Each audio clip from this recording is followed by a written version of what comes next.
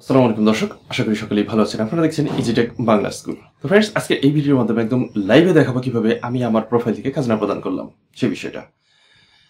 তো যদি আমার এই চ্যানেলে নতুন হয়ে থাকেন তাহলে অবশ্যই চ্যানেলটি সাবস্ক্রাইব করবেন এবং পাশে থাকা বেল বাটনটি অন করে দেবেন পূর্বের এবং পরবর্তী যে কোনো ভিডিওর আপডেট পাওয়ার জন্য। তো চলুন কথা না বাড়িয়ে শুরু করা যাক। Welcome to my computer screen. Friends, যে কোনো আমরা একটা ব্রাউজার ওপেন করব। ব্রাউজার ওপেন করে খুবই মনোযোগ সহকারে ভিডিওটা দেখবেন, কারণ হচ্ছে এই ভিডিওর মাধ্যমে লাইভে আমি দেখবো বা লাইভে দেখাবো যে কিভাবে আমি আমার খাজনা পরিশোধ করছি। তো প্রথমেই সার্চ বক্সে লিখবো www.ldtax.gov.bd লিখে সার্চ করবো। সার্চ করলে এরকম পেজে নিয়ে আসবে। এখান থেকে ভূমি উন্নয়ন কর নাগরিক একটা ক্লিক করবো। ক্লিক করার পরে নতুন পেজে নিয়ে আসবে। এখান থেকে নাগরিক কর্নারে ক্লিক করবো। নাগরিক কর্নারে ক্লিক করলে এই যেখানে দেখতে পাচ্ছেন নাগরিক লগ ইন, নিবন্ধন যদি না করা থাকে তাহলে অবশ্যই নিবন্ধন করবেন। নিবন্ধন করার পরে আপনার খতিয়ান এন্ট্রি করবেন। খতিয়ান এন্ট্রি করার যে ভিডিওটা বা খতিয়ান এন্ট্রি করার যে সিস্টেমটা সেটা আমার এই চ্যানেলেই ভিডিও দেওয়া আছে, সেটা দেখে আসলেই নাগরিক নিবন্ধন কিভাবে করতে হয় সেটা ক্লিয়ারলি সেখানে ধারণা পাবেন। তো আমরা যেহেতু আমাদের খাজনা পরিশোধ করব আমার নিজের প্রোফাইল থেকে, সেহেতু আমরা নাগরিক লগ ইন এ চলে যাব, অর্থাৎ আমার প্রোফাইলে আমি প্রবেশ করব। যেহেতু আমার প্রোফাইল আগে খোলা আছে, সেখান থেকে আমি আমার খতিয়ানটা এন্ট্রি করে রেখেছিলাম, সেই খতিয়ানে বিপরীতে আমি খাজনাটা দেব।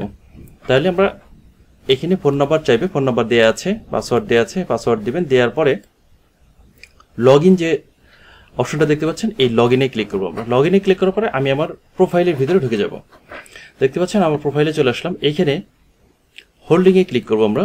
ড্যাশবোর্ড দেখতে পাচ্ছেন, ড্যাশবোর্ড, প্রোফাইল, খতিয়ান, হোল্ডিং, দাখিলা, চালান যাচাই, জিজ্ঞাসিত প্রশ্ন, আপত্তি এবং পাসওয়ার্ড পরিবর্তন। এখান থেকে আমরা হোল্ডিংয়ে ক্লিক করবো। হোল্ডিংয়ে ক্লিক করার পরে এখানে আমি যেই খতিয়ানটা এন্ট্রি করে রেখেছিলাম, মৌজা থানা, হোল্ডিং নাম্বার 427, নাম, মোবাইল নাম্বার, খতিয়ান নাম্বার, দাগ নাম্বার, সর্বশেষ কর পরিশোধের সাল 1401, এটা হচ্ছে অনুমোদিত। বিস্তারিত দেখার জন্য এখানে আমাদের ক্লিক করতে হবে। বিস্তারিত ক্লিক করলে আমি এই খতিয়ানের বা এই হোল্ডিং এর বিস্তারিত আমি দেখতে পাবো। তো এইখান থেকে ভূমি মালিকের ভূমি উন্নয়ন কর, এখানে দেখতে পাচ্ছি সর্বশেষ কর পরিশোধের সাল, বকেয়া দাবি এত টাকা, বকেয়া বছর 29 বছর, সর্বমোট দাবি এত টাকা, হাল দাবি এত টাকা, সর্বমোট হচ্ছে 3204 টাকা। তো এইখান থেকে যদি আপনার জমির শ্রেণী পরিবর্তন করতে হয় বা এই খাজনা যদি আপনার মনে হয় যে বেশি আসছে বা অন্য কোনো কারণ সমস্যা আছে, তাহলে আপত্তি দাখিল করতে পারেন। সেই ব্যাপারে ভিডিও দেওয়া আছে, আপনারা সেটা দেখলে ক্লিয়ার বুঝতে পারবেন। এইখানে যেহেতু আমরা সেই দিকে যাব না, যেহেতু আমরা খাজনা পরিশোধ করবো, সেই ব্যাপারটা দেখবো অনলাইনে নিজের প্রোফাইল থেকে। তো এইখান থেকে আমরা অনলাইন পেমেন্ট যে অপশনটা দেখতে পাচ্ছেন, এই অনলাইন পেমেন্টে আমরা একটা ক্লিক করবো। অনলাইন পেমেন্টে ক্লিক করলে আমাদের পরবর্তী পেজে নিয়ে যাবে। এখান থেকে আমরা বিল পে, মোবাইল পে এর মাধ্যমেও কিন্তু আমরা খাজনা পরিশোধ করতে পারি। তো যদি আমার প্রোফাইল থেকে আমি না খাজনা পরিশোধ করতাম, যদি অন্য কারো মোবাইল থেকে অথবা অন্য কারো জাতীয় পরিচয়পত্রের মাধ্যমে খাজনা পরিশোধ করতাম, তাহলে বিল পে বা মোবাইল টোকেন জেনারেটরের মাধ্যমে কিন্তু আমরা খাজনাটা পরিশোধ করতে পারতাম। তাহলে এই আমার প্রোফাইলে আসার পরে আমি কিন্তু খাজনা রসিদটা সেখান থেকে পাইতাম। তো এখানে আমরা খাজনা পরিশোধ করার সাথে সাথেই খাজনার দাখিলাটা যে পাবো সেটাও আমরা এই ভিডিওর মাধ্যমে দেখার চেষ্টা করব বা দেখব।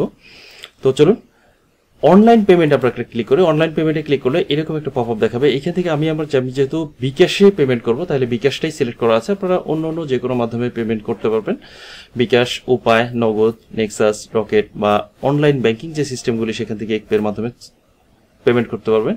আমি যেহেতু বিকাশে পেমেন্ট করব, তাহলে ই পেমেন্ট করুন, এখানে ক্লিক করব। আর এখানে আরেকটা জিনিস দেখতে পাচ্ছেন, সকল মালিকের দাবি।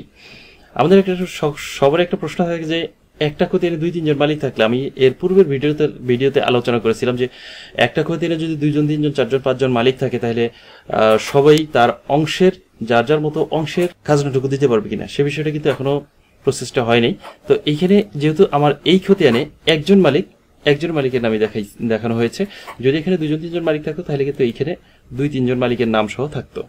তো যাই আমরা পরবর্তী ই পেমেন্টে ক্লিক করার পরে এখানে ldtax.gov.bd শেষ এগিয়ে যেতে ওকে বাটনে ক্লিক করুন। তাহলে আমরা ওকেতে একটা ক্লিক করি। ক্লিক করার পরে সরাসরি আমাদের বিকাশের যে অনলাইন পেমেন্ট সিস্টেম সেখানে নিয়ে আসছে। এখানে দেখতে পাচ্ছেন 3204 টাকা, ইনভয়েস নাম্বার এত। এখানে আমার বিকাশ নাম্বারটি দিতে হবে, যেই নাম্বার থেকে আমি টাকাটা পেমেন্ট করবো সেই নাম্বারটা দিতে হবে। মোবাইল নাম্বারটা দিলাম, দেওয়ার পরে এখানে কনফার্মে ক্লিক করবো। কনফার্মে ক্লিক করলে আমি যেই মোবাইল নাম্বারটা দিয়েছি সেই মোবাইলে একটা ভেরিফিকেশন কোড যাবে, সেই ভেরিফিকেশন কোডটা দিতে হবে। চলে আসছে ভেরিফিকেশন কোডটা দিচ্ছি। ভেরিফিকেশন কোডটা দেওয়ার পর কনফার্মে একটা ক্লিক করবো। কনফার্মে ক্লিক করার পরে আমার পিন নাম্বারটা চাইবে, আমি পিন নাম্বারটা দিয়ে দিচ্ছি। পিন নাম্বার দেওয়ার পরে কনফার্মে আমরা ক্লিক করবো। কনফার্মে ক্লিক করলে সরাসরি আমার বিকাশ অ্যাকাউন্ট থেকে যে অ্যামাউন্টটা দেওয়া আছে সেই অ্যামাউন্টটা, খাজনার যে অ্যামাউন্টটা সেই অ্যামাউন্টটা কেটে নেবে। দেখতে পাচ্ছেন সরাসরি চলে আসলো আমার বিকাশ থেকে, কিন্তু আমার খাজনার যে অ্যামাউন্টটা সেটা কিন্তু কেটে নেওয়া হয়েছে। এখান থেকে এখন আমরা দাখিলাতে ক্লিক করব। দাখিলাতে ক্লিক করলে সরাসরি আমার যে দাখিলাটা সেটা কিন্তু অলরেডি চলে আসছে। দেখতে পাচ্ছেন দাখিলা নাম্বার এত টাকায় কবে দিয়েছি সেটা। এইখান থেকে এখন আমার দাখিলাটা আমি দেখবো, বিস্তারিত ক্লিক করব। বিস্তারিততে ক্লিক করলে আমি দেখতে পাবো আমার দাখিলা। দেখতে পাচ্ছেন আমার দাখিলাটা অলরেডি চলে আসছে। আমার যে প্রোফাইলের মধ্যে দাখিলাটা চলে আসছে। এইখান থেকে আমি এখন প্রিন্ট করে নিতে পারবো অথবা সেভ করে। এখানে নিচে দেওয়া আছে এই দাখিলাটি ইলেকট্রনিক ভাবে তৈরি করা হয়েছে, কোনো স্বাক্ষরের প্রয়োজন নেই। সরাসরি এটা আমি যে কোনো কাজে ব্যবহার করতে পারবো। আমার জমি জমা সংক্রান্ত যে কোনো প্রয়োজনে আমি কিন্তু এটা ব্যবহার করতে পারবো এটা। আর এখন আমার ইউনিয়ন ভূমি অফিসে যাওয়ার কোনো প্রয়োজন নাই, বা ইউনিয়ন ভূমি অফিসে গিয়ে তাদের সই স্বাক্ষর করে নিয়ে আসার প্রয়োজন নেই। এটাই আমি যে কোনো কাজে ব্যবহার করতে পারবো। তাহলে এটা আমি প্রিন্ট করে নিচ্ছি অথবা সেভ করে নিচ্ছি। সেভ করে নিচ্ছি।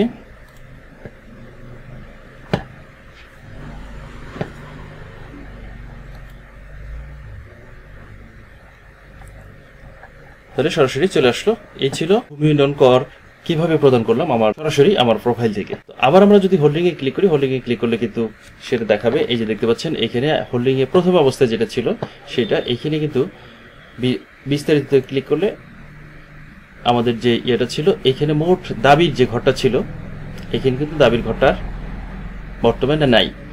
আমরা কিন্তু খাজনা দেওয়ার আগে এই ছকটা দেখেছিলাম বা এই পপ আপটা দেখেছিলাম। এখানে কিন্তু আমাদের সর্বশেষ কর পরিশোধের সাল ছিল 1401 যেহেতু, আর বকেয়া সাল ছিল 29 বছর। সর্বমোট দাবি ছিল এইখানে 3204 টাকা। এখন খাজনা পরিশোধ করার পরে কিন্তু এই করগুলি শূন্য হয়ে গেছে সবগুলি। সর্বশেষ কর পরিশোধের সাল 1430, বকেয়া বছর শূন্য, বকেয়া টাকার সুদ, বকেয়া দাবি সুদ 0 টাকা, সর্বমোট দাবি 0 টাকা, হাল দাবি 0 টাকা, মালিকের ভূমি উন্নয়ন কর বিস্তারিত এখানে দেখতে পেলেন। এখন যদি আমি এখানে আরো একটা নতুন সিস্টেম যোগ হয়েছে যেটা আমরা আগে করতে পারতাম না, যেটা অগ্রিম পেমেন্টের সিস্টেমও কিন্তু এখানে আছে। অগ্রিম আমরা 3 বছরের সুদ পর্যন্ত দিতে পারি। অগ্রিম পেমেন্টে যদি ক্লিক করি দেখতে পাচ্ছেন এখানে 3 বছর, সর্বোচ্চ 3 বছরে দিতে পারি। এইখান থেকে আমরা 3 বছরে 300 টাকা, এখান থেকে আমরা কিন্তু বছর কমিয়ে দিতে পারি। যদি চাই যে 1 বছর অগ্রিম 1 বছরের খাজনা পরিশোধ করবো সেটাও দিতে পারবো। যদি আমরা চাই যে অগ্রিম 2 বছরের খাজনা পরিশোধ করবো সেটাও করতে পারবো।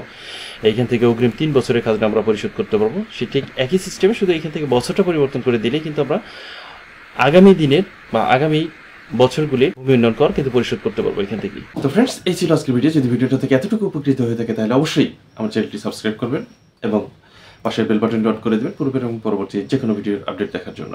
তো ভালো থাকবেন, সুস্থ থাকবেন। আল্লাহ হাফেজ।